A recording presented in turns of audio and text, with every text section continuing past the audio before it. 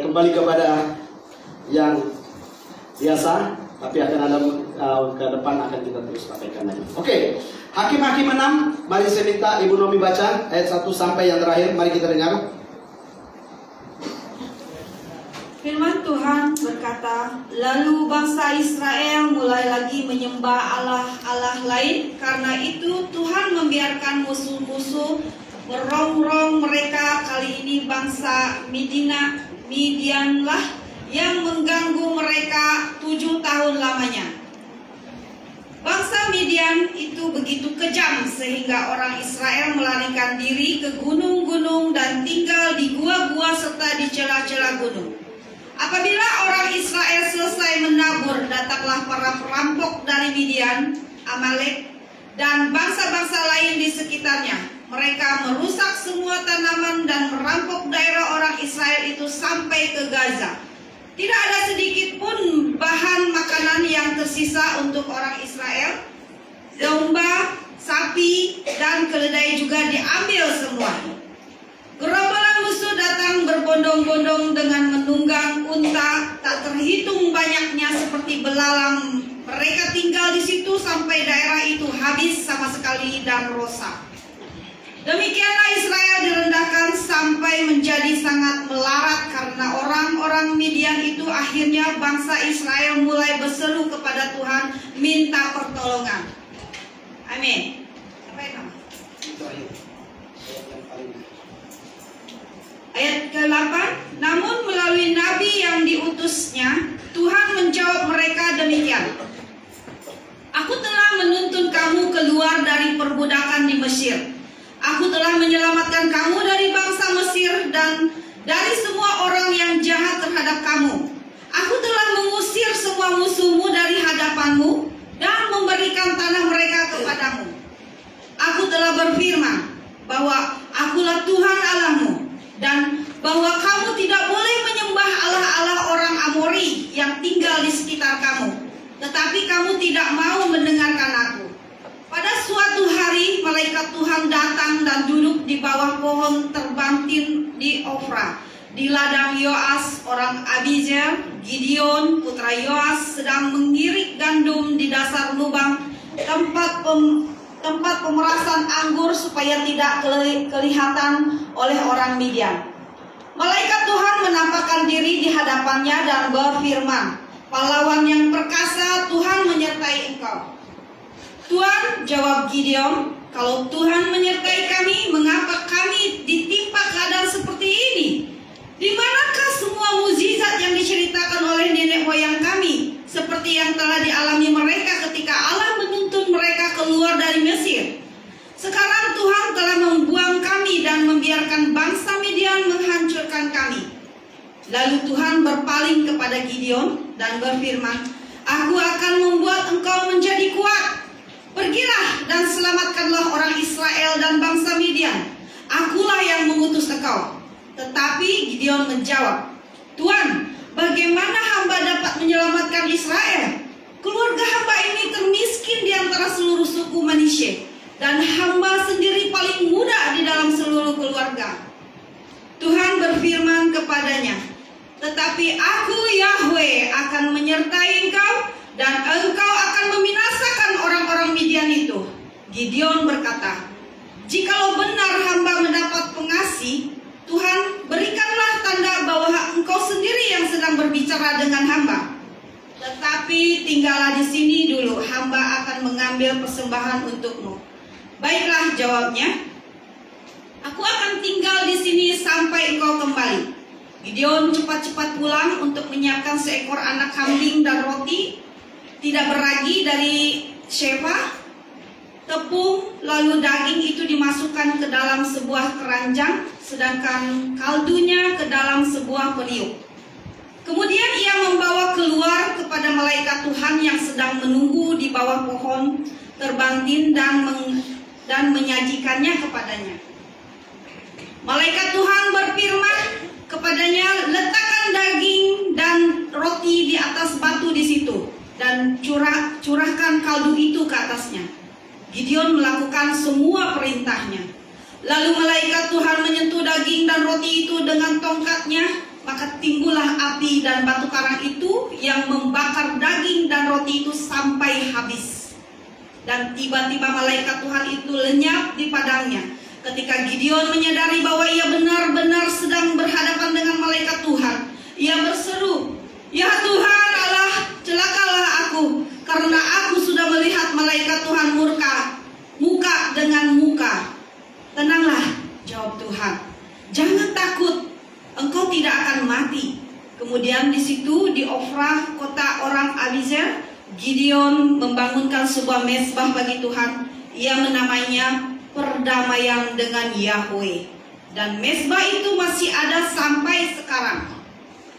Malam itu Tuhan berfirman kepada Gideon, "Tabatkanlah seekor sapi jantan yang terbaik kepunyaan ayahmu yang berumur 7 tahun, yaitu sapi jantan yang kedua pada mezbah Baal milik ayahmu. Lalu robohkanlah mezbah itu dan tumbangkan patung kayu Dewi Asyera yang ada di dekatnya.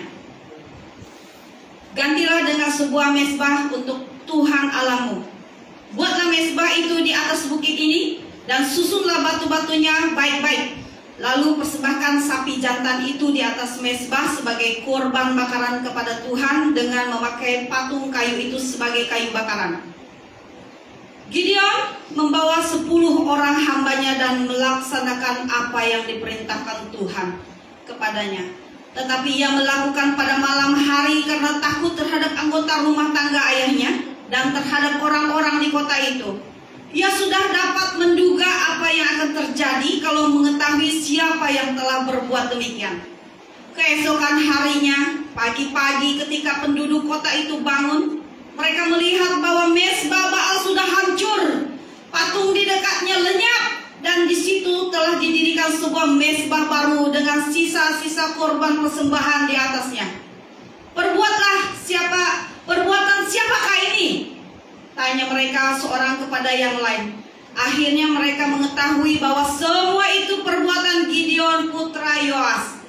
"Bawalah keluar anakmu itu," seru mereka kepada Yoas. "Ia harus mati karena menghina mezbah Baal dan karena menumbangkan patung Asyera."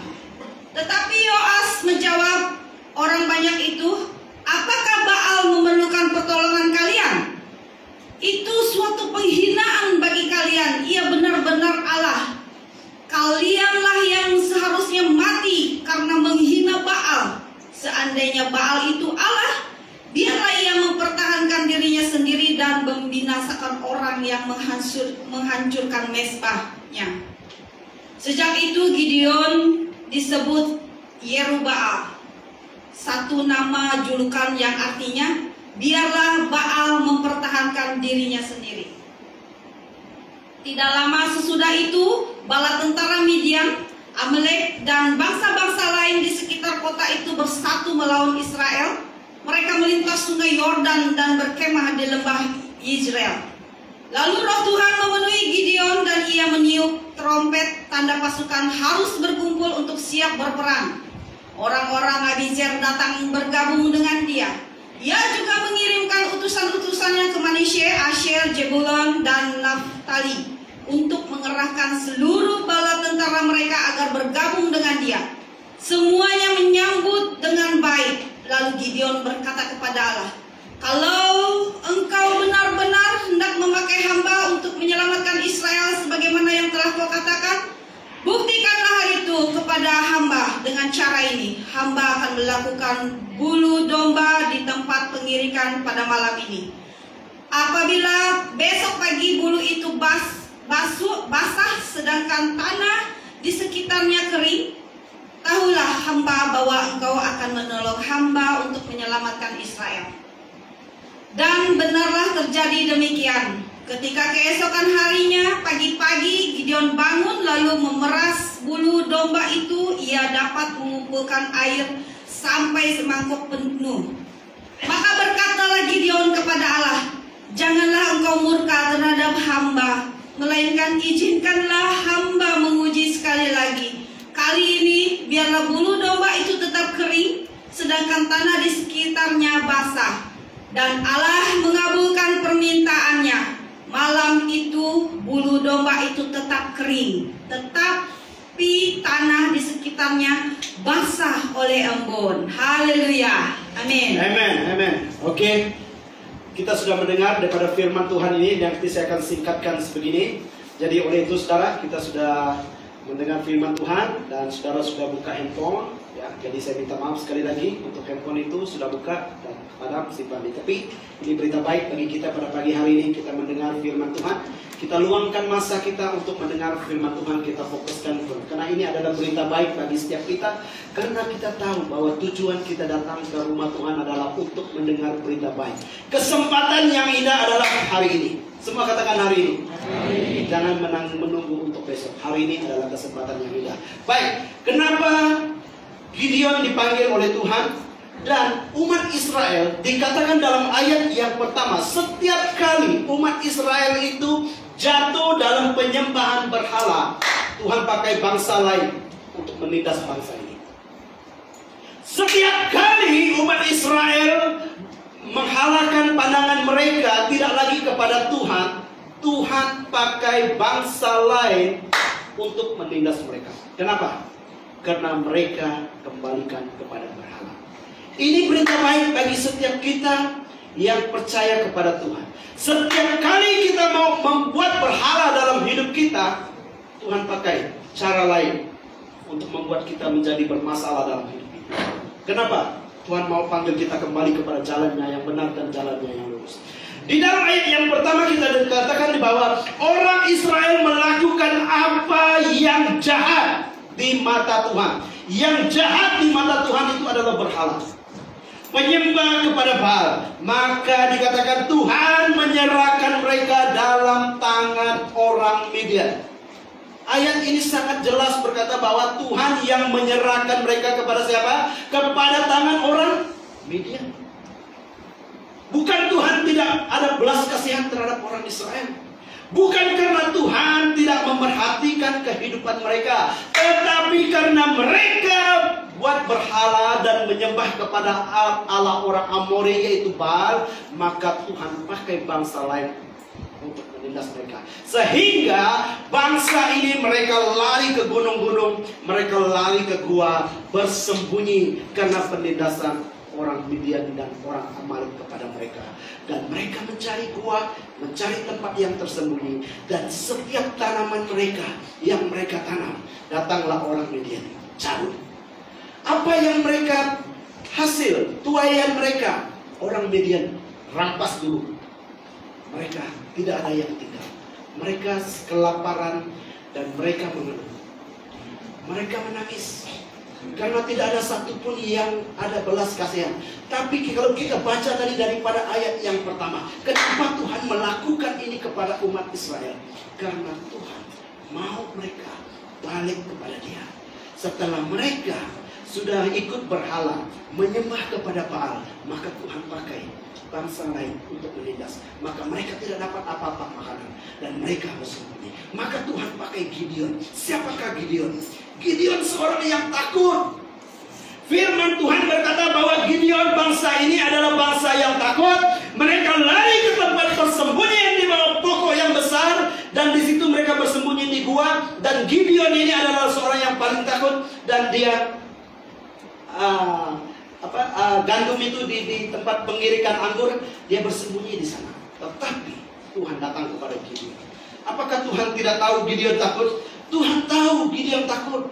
Maka Tuhan mau pakai orang-orang yang takut. Semua katakan Tuhan mau pakai orang yang takut. Seperti saya. Kalau kamu orang berani, Tuhan tidak mau pakai. Sebab tidak ada nama Tuhan dimuliakan bagi orang yang berani. Tapi Tuhan mau pakai orang yang takut untuk nama Tuhan dipermuliakan. Maka malaikat Tuhan datang, duduk di bawah pohon tebatit Ofra, yaitu kepunyaan Yoas, yaitu bapak kepada Gideon ini, ya. Dan waktu dia menggiring gandum yang dia bersembunyi, malaikat Tuhan menampakkan diri kepadanya dan berfirman demikian, Tuhan menyertai engkau, ya pahlawan yang gagah berani. Wah, Gideon terkejut. Firman Tuhan datang kepada dia, Tuhan menyertai engkau, hai engkau pahlawan yang gagah berani. Sedangkan dia bersembunyi ketakutan. Boleh dikatakan bahwa dia adalah yang berani. Kenapa dikatakan orang berani, Tuhan tahu siapa Gideon. Waktu dia berkata bahwa dia adalah takut, suku Manasye yang paling kecil, suku Manasye yang paling takut, dia bersembunyi di tempat yang paling tersorok. Kenapa dia takut kepada bangsa? Tetapi waktu firman Tuhan datang kepada dia, hai engkau pahlawan yang gagah perkasa ini. Wah, Gideon, pertanyaan saya, apakah Tuhan tidak tahu Gideon takut? Tuhan tahu Gideon takut, tapi kenapa Tuhan pakai orang takut? Bukankah ada orang yang lebih besar daripada Gideon? Bukankah ada orang yang lebih gagah daripada Gideon? Kenapa harus memilih seorang yang paling takut? Karena Tuhan mau pakai untuk menyatakan kuasanya melalui orang yang paling takut. Ada amin? Maka Gideon dipilih menjadi orang yang, dan jawab Gideon kepadanya, Tuanku, jika menyertai kami, mengapa semua ini menimpa kami? Di manakah segala perbuatan-perbuatannya yang ajaib yang diceritakan nenek moyang kami kepada kami? Ketika mereka berkata, bukankah Tuhan telah menuntun kita keluar dari Mesir?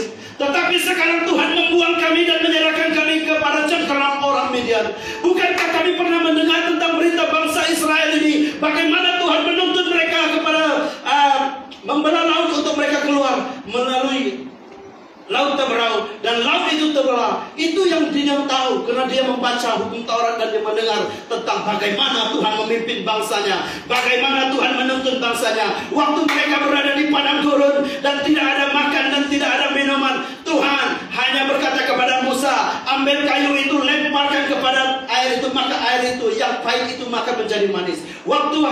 Waktu air yang tidak dapat minum, mereka komplain kepada Musa, kalau beginilah keadaannya di padang gurun, kami mau balik lagi ke Mesir, karena kami tidak mau berada di padang gurun. Air yang diminum pahit, di sini tidak ada tempat makan, di sini tidak ada apa yang kami, lebih baik kami kembali kepada Mesir. Tuhan berfirman kepada Musa, ambil sepotong kayu, lemparkan kepada kolam itu, tempat takungan air itu, maka air itu menjadi manis.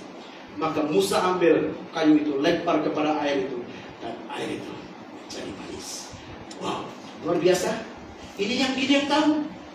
Tapi saat ini maka Gideon mempertikaikan, kalau Tuhan yang punya kuasa sebegitu dahsyat dalam kehidupan kami, telah menuntun bangsa kami keluar daripada Mesir, kenapa kami tertindas sekarang Tuhan? Kenapa kami mengalami kesusahan yang sebegini? Kenapa orang Midian menindas kami?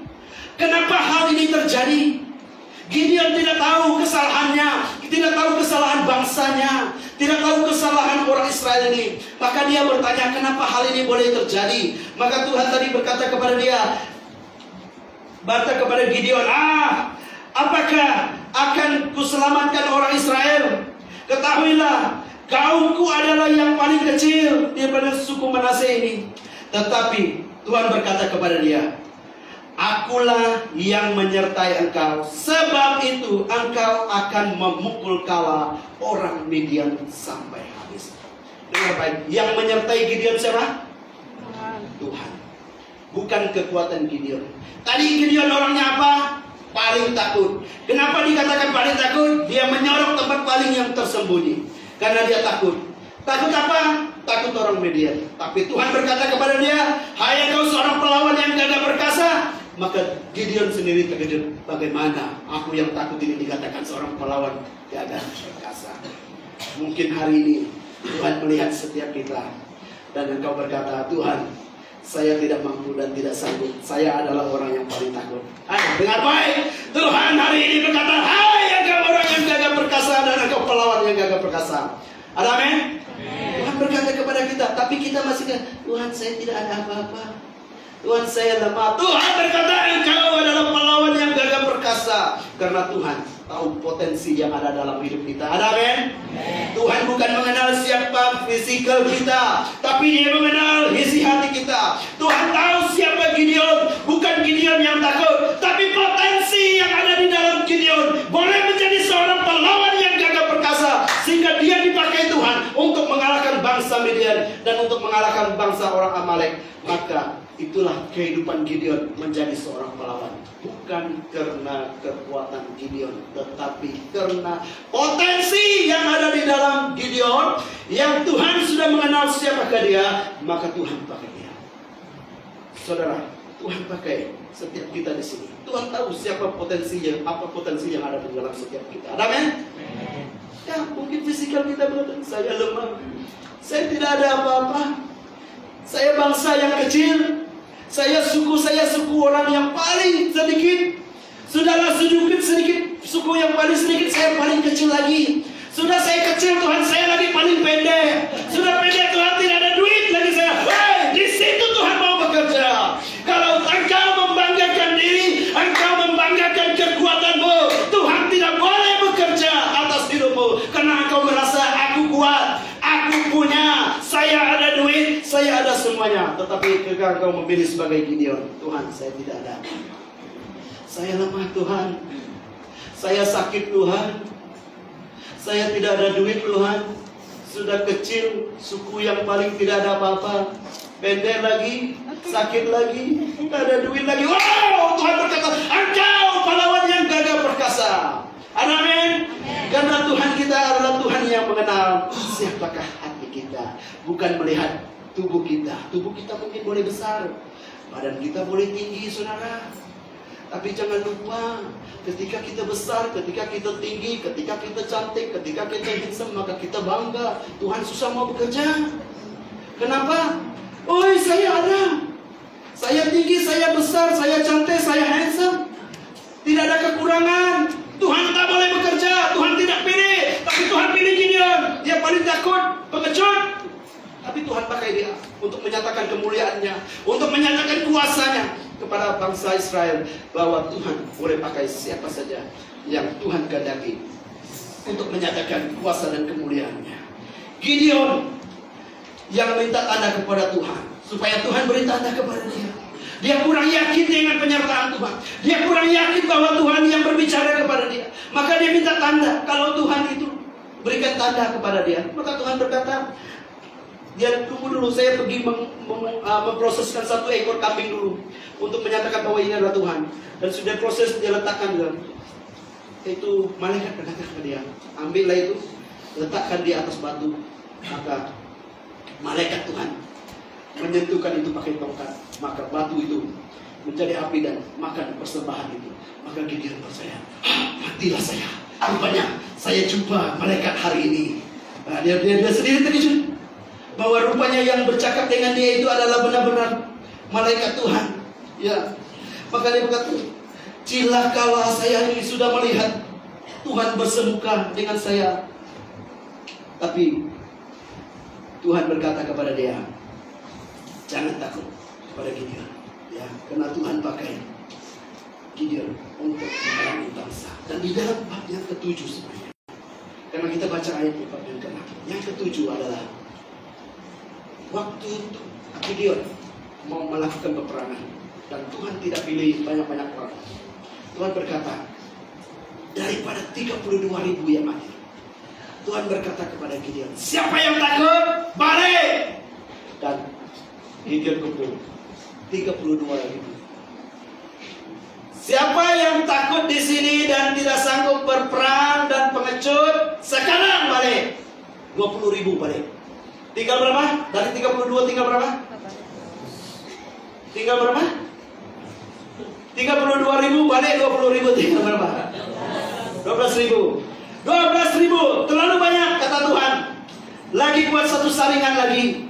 Siapa yang suruh mereka minum air? Siapa yang menjilat air macam ini? Dan siapa yang minum air macam ini? Dan daripada itu tinggal lagi berapa? 300 orang saja. Jadi 300 inilah yang akan dipakai Tuhan untuk berperang melawan orang Midian. Jumlah orang Midian berapa? 100 lebih ribu. Bayangkan, daripada 300 orang mau menyerang 300 ribu. Karena Tuhan mau menyatakan apa? Tuhan mau menyatakan kuasanya. Kalau kamu nak hitung tentara melawan tentara, kalau tentara 100 ribu berperang dengan tentara 100 ribu, kira-kira siapa yang menang? Siapa banyak dia menang lah. Tapi Tuhan pakai, tak payah bawa yang penakut itu, suruh dia balik saja. Siapa yang minum air menjilat macam ini, macam anjing, tak payah bawa.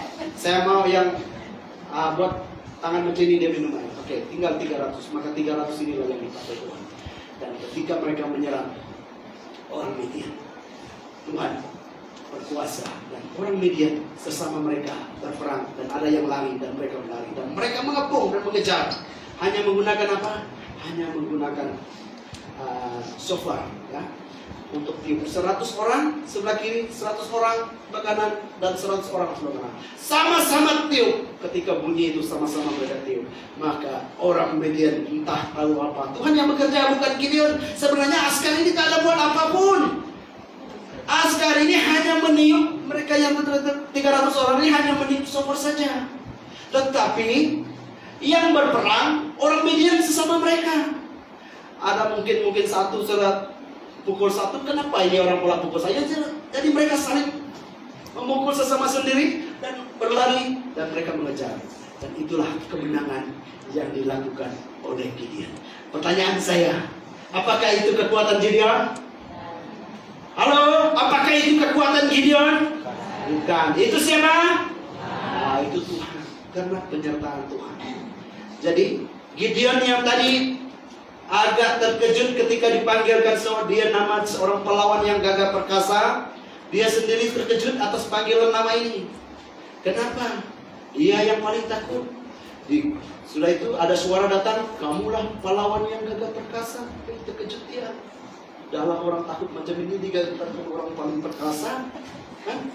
Itulah kuasa Tuhan dalam kehidupan kita. Peperangan Gideon ini menjadikan Gideon seorang pemenang, ya, dan membebaskan orang Israel daripada orang Midian. Sehingga kedua raja itu mereka tangkap dan mereka bunuh kedua raja-raja itu.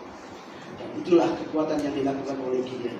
Dan orang Amalek, orang Gideon ini semua sudah habis. Dan mereka walaupun tadi dikatakan begitu ramai, askar mereka semuanya sudah lari berkecai. Dan sampai raja-raja mereka juga sudah habis. Dan mereka sudah menang. Dan mereka tangkap kepala rajanya. Dan mereka sudah bunuh. Dan Gideon sudah adalah seorang yang benar-benar sekarang menjadi seorang yang pahlawan dan gagah perkasa. Karena apa dia jadi gagah perkasa? Karena Tuhan menyertai dia. Tuhan berkata kepada Gideon, kamu adalah seorang pahlawan yang gagah perkasa. Sebab Tuhan, apa yang mau saya sampaikan kepada saudara? Tuhan, mungkin kita tidak tahu Tuhan mau pakai kita, tapi Tuhan mengenal potensi apa yang ada. Mungkin banyak di kalangan kita tidak tahu cara Tuhan mau panggil kita untuk melayani Dia. Selalunya kita membanding-bandingkan fisikal kita dengan orang lain. Bukan saya lah Tuhan, saya ini kan suara sudah tidak ada. Orang suruh menari saya mengajar. Orang suruh main rebana, saya menari. Jadi kadang-kadang kita selalu, tapi Tuhan tahu potensi yang apa yang ada pada kita. Tuhan mau pakai kita. Ya, jadi saudara jangan pernah menganggap bahwa Tuhan itu tidak mengenal. Tuhan mau panggil saudara. Jangan lihat kepada fisikal. Tuhan, saya ini tidak ada apa-apa, tidak boleh main gitar. Bukan Tuhan suruh kamu main gitar, boleh main ini. Tuhan, saya ini pun tidak tahu kayak gini ada. Ini pun saya tidak tahu drum ada. Itu pun saya tidak tahu Tuhan. Ganti Pastor Denny sini berkorban. Ya. Musa, waktu Tuhan panggil Musa pun berkata begitu. Suara saya serak-serak dan tak boleh bercakap. Ya. Ketika saya bercakap, macam mana? Gagap, saya tidak bercakap. Tapi Tuhan mau pakai Musa untuk memimpin bangsa Israel. Tuhan tahu engkau yang hari ini merasa engkau kedil, engkau tidak punya apa-apa. Tuhan mau pakai kamu. Tuhan tahu potensi apa yang ada pada kamu. Ada amin? Beri kemuliaan kepada Tuhan.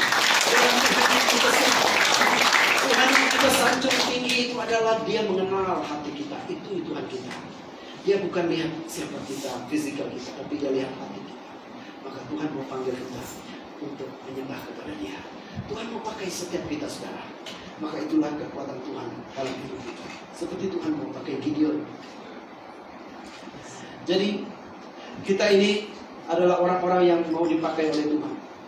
Semua katakan, saya mau dipakai oleh Tuhan. Tapi saya tidak tahu. Cakap, saya tidak tahu. Hari ini baru tahu.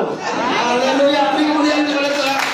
Ya, mungkin kamu dikatakan Tuhan, kamu selalu membandingkan dengan orang lain. Tidak mungkin saya Tuhan, mereka kan suaranya semua. Wih, mereka kalau Malaysia dulu. Saya hanya penyanyi dalam tandas. Tuhan kata kamu adalah penyanyi yang hebat. Amin. Potensi yang ada pada kamu sebenarnya boleh diperkembangkan. Jangan hanya masa mandi saja saya penyanyi. Masa mau berus gigi baru mau menyanyi. Tuhan kata kamu adalah penyanyi yang hebat. Saya mau pakai kamu. Mari nyanyi saudara. Suara itu boleh diperbaiki oleh Tuhan. Kalau Tuhan boleh pakai Gideon mengalahkan ratusan ribu orang, apalah suara itu saudara, itu boleh diperbaiki oleh kuasa Tuhan. Amin. Ya, orang timpang boleh berjalan, orang sakit boleh sembuh, orang mati boleh bangkit, orang tuli boleh mendengar. Apalah itu suara, Tuhan boleh pakai. Maka katakan kepada Tuhan, saya ini tidak ada apa-apa, saya lemah Tuhan. Maka engkau berkata bahwa saat engkau lemah, Tuhan pakai. Di situ saya mau bekerja. Ketika engkau berkata bahwa saya tidak kuat, Tuhan mari. Di tempat kamu tidak kuat, Tuhan mau bekerja. Ketika engkau berkata saya sakit, Tuhan mau datang. Saya mau menyembuhkan kamu. Ada amin? Itu cara Tuhan mau bekerja. Tapi kalau engkau bangga-bangga diri, saya lihat di sini tidak ada yang secantik saya, tidak ada yang sehebat saya, tidak ada yang sebesar Tuhan. Susah bekerja. Sebab ada apa? Sebab apa? Tidak ada tempat Tuhan mau menyatakan kemuliaannya di dalam diri kamu. Maka tadi Tuhan waktu bangsa Israel, Tuhan mau mereka supaya berseru kepada Tuhan. Tuhan mau bangsa ini minta. Makanya Tuhan pakai bangsa lain tadi untuk menyerang mereka. Supaya ketika mereka lemah, ketika mereka tidak putus asa dalam hidup ini, mereka tertindas dalam hidup ini, maka Tuhan berkata berserulah kepadaku. Kenapa Tuhan berkata suruh berseru? Supaya mereka balik kepada jalan kebenaran dan hidup. Karena Tuhanlah yang memimpin hidup mereka. Maka Tuhan mau mereka berseru. Ketika mereka mau berseru, apa Tuhan katakan kepada Gideon? Hancurkan semua penyembah Baal itu. Mereka punya kuil dan mereka punya mesbah-mesbah Baal itu. Hancurkan. Dan Gideon lakukan itu. Dan dia takut lakukan itu. Karena dia memang orang pengecut. Tapi dia panggil 10 orang bersama-sama dengan dia. Bilangkah Gideon menghancurkan mesbah Baal? Waktu malam. Kenapa dia tak laku siang? Takut. Dia takut pengecut. Kalau dia berani mesti dia siang-siang. Si robo ini kuil. Tapi waktu orang tidur itulah orang takut memang mencantum. Waktu orang tidur dia baru pergi curi, dia baru pergi robo, dia baru buat hal yang dia tahu. Itu orang takut. Nah, jadi dia takut, dia bawa ada 10 orang. Kalau kira-kiranya siapa yang robo, mungkin dia, mereka bukan saya. Dia tunjuk 10 orang. Itu orang memang takut. Tapi Tuhan bukan mau begitu, Tuhan mau pakai dia. Ya. Jadi dalam hidup kita memang begitu. Dan seterusnya saudara adalah Tuhan mau kita selalu konsisten dalam hidup ini. Amin. Semua katakan konsisten. Ya, supaya jangan selalu berbalik. Di gereja konsisten. Kita tetap semangat. Tapi balik sana berkompromi dengan berhala. Sana pun pergi tengok orang sembah ini, kita pun mau sembah. Bolehlah, apalah, 1 kali lah. Tuhan sangat benci tau. Paling Tuhan tidak suka dalam hidup ini adalah berhala. Mungkin dosa lain Tuhan boleh pertimbangkan. Tapi kalau berhala ini seperti bangsa Israel, dia akan pakai bangsa lain untuk menindas. Cara Tuhan sekarang ini mungkin melalui masalah kita Tuhan bekerja. Ketika engkau tidak pernah punya masalah, Tuhan susah bekerja. Kenapa? Tidak ada masalah. Apa masalah? Tak ada. Tuhan mau susah bekerja.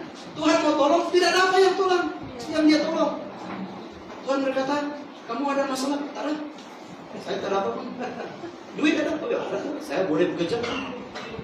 Apa yang tidak ada padamu? Tidak ada. Tuhan pun tidak bekerja. Tapi Tuhan mau bekerja di tempat kelemahan. Kita lihat apa yang Rasul Paulus katakan. Ya, kita lihat di dalam 2 Korintus 12 ayat 9 hingga 10.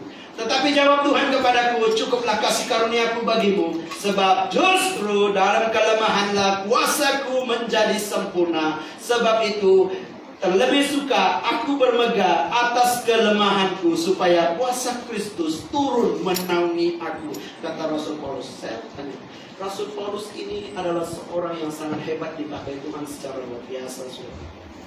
Seakan-akan kita ini untuk membandingkan diri dengan Rasul Paulus tidak mampu. Sebab kesempurnaan itu juga banyak terdapat di dalam Rasul Paulus. Kesembilan karunia dia semua ada. Kalau bercakap tentang bahasa roh, dia bercakap, saya itu semua menguasainya. Bernubuatan Rasul Paulus bernubuatan. Mujizat dan apapun karunia semua Rasul Paulus. Tapi ada satu hal yang dia ada satu kelemahan dia. Di dalam kelemahan inilah dia mengeluh kepada Tuhan. Tuhan, kenapa Engkau tidak menyembuhkan saya dalam kelemahan ini? Saya sudah menderita dalam perasaan ini. Dan saya menderita ini juga yang saya mau minta. Tetapi Tuhan berbicara kepada dia, melalui kelemahan itulah kuasa-Ku dinyatakan, kata Tuhan. Kalau Rasul Paulus tidak ada kelemahan, dia menjadi orang yang sombong, tahu. Kenapa? Dia punya karunia. Dia ada apa? Berbanding dengan kita. Dia sempurna. Tapi dia tetap ada kelemahan. Tapi melalui kelemahan, waktu dia mengeluh kepada Tuhan, Tuhan, kelemahan ini, bilakah akan Kau cabut ini daripada saya? Saya tidak tahan menderita. Tapi Tuhan berkata, cukup kasih karunia-Mu kepadamu. Sebab aku bekerja melalui kelemahan. Kelemahan yang ada padamu lah yang membuat engkau berseru kepadaku. Minta Tuhan jatuh tangan. Saudara, jangan engkau mau sehat semuanya. Belum ada apa-apa. Apa permintaan doa? Sehat. Apa permintaannya? Sehat. Tuhan susah bekerja kalau kamu sehat. Semuanya selalu. Tuhan mau bekerja, tidak ada tempat. Tapi kalau kamu, Tuhan saya lemah, saya sakit, Tuhan datang, saya akan membangkitkan kamu. Saya akan menyembuhkan kamu. Di saat kamu tidak ada uang, kamu berseru kepada Tuhan, Tuhan saya tidak punya uang. Tak apa anakku, saya ada cara bagimu. Saya mau kamu berseru kepadaku, maka aku ada jalan untuk keluarkan kamu daripada masalah ini. Ini kehendak Tuhan bagi setiap kita. Jangan terlalu bangga dalam hidup ini, saudara. Tuhan susah bekerja dalam kehidupan kita, tapi melalui kelemahannya, kuasa-Ku menjadi nyata dan sempurna dalam hidupmu. Beri kemuliaan kepada Tuhan kita, bahwa Dia adalah Tuhan yang dahsyat, Tuhan yang perkasa. Hari ini engkau punya kelemahan, engkau punya masalah hidup. Hari ini engkau berseru kepada Tuhan, saya mau minta maju ke depan. Apapun persoalanmu, apapun pertanyaanmu, apapun kelemahanmu, engkau datang bawa kepada Tuhan. Saya mau doakan. Mari saya minta pemain musik untuk maju ke depan. Bahwa jangan terlalu bangga dengan apa yang ada pada kita, tapi saat kita lemah, Tuhan mau menyatakan bahwa Dia adalah yang berkuasa. Saat kita ada masalah, itulah saat Tuhan mau menyatakan bahwa Dia adalah yang dahsyat. Saat kita sakit, itulah Tuhan mau menyatakan bahwa Dialah adalah Tuhan yang menyembuhkan. Saat kita dalam kekurangan, disitulah Tuhan mau menyatakan bahwa Dia adalah Tuhan yang berkelimpahan dan mau mencurahkannya dalam hidup kita. Dan hari ini Tuhan mau berkata bahwa aku mau melakukan ini di tempat ini. Dan Tuhan berkata, aku mau melakukan ini di tempat ini. Grace tas pucung penuh kemuliaan Tuhan.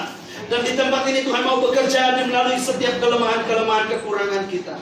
Apa yang menjadi permasalahan, menjadi kelemahan kita, Tuhan mau bekerja. Dan Tuhan mau menyatakan bahwa Dia adalah Tuhan yang ditinggikan, bahwa Dia adalah Tuhan yang dahsyat, bahwa Dia adalah Tuhan yang sanggup melakukan dan menolong setiap kita di dalam kelemahan kita. Tuhan itu mau bekerja melalui kelemahan kita. Maka hari ini kita datang kepada Tuhan. Mari kita renung kembali hati kita. Kita renung kembali siapa diri kita kepada Tuhan. Tuhan tahu potensi kita. Kita tidak supaya menyembunyikan siapa diri kita di hadapan Tuhan. Dia mengenal isi hati kita. Dia mengenal siapa pribadi kita. Engkau berkata, saya tidak ada apa-apa Tuhan. Engkau berkata, saya tidak punya kekuatan Tuhan. Di situ Tuhan mau menyatakan bahwa Dia adalah Tuhan yang kuat dalam hidup ini. Aku lemah Tuhan, dan Dia mau berkata Dia adalah Tuhan yang mau membangkitkan engkau dari kelemahan. Aku sakit Tuhan, di situ Tuhan mau berkata bahwa aku yang mau menyembuhkan engkau. Apapun yang menjadi permasalahan, pergumulan, kekuatan di